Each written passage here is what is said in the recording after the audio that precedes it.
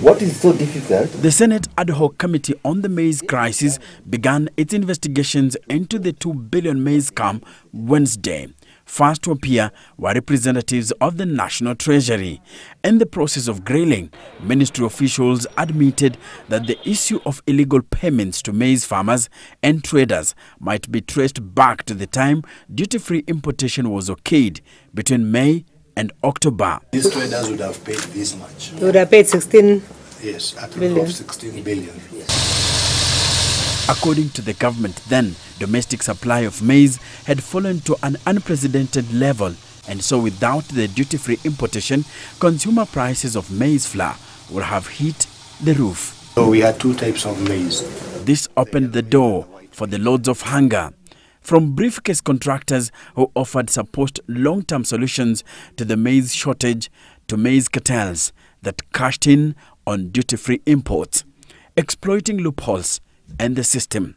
First, the National Treasury, KRA and the Ministry of Agriculture did not put a limit on the quantity of maize that was to be shipped into the country during the period. Did they do a research on how much we needed?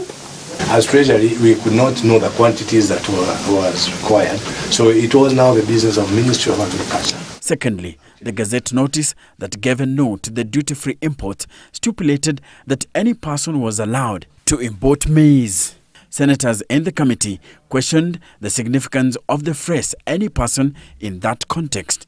The outcome was the flooding of the Kenyan market with cheap maize from the non-COMESA countries. Come October 2017, at the time of the expiry of the initial Gazette notice, an extension was sought and approved. Kenyans were busy in the electioneering period. A repeat presidential election was to be staged later in the month. What did they say? The ministry said that there was no maize. That the situation is not where we are, so They said the situation had not stabilized. So they still needed some more maize to come. Again, the same boardroom, the same number of people. We need that letter.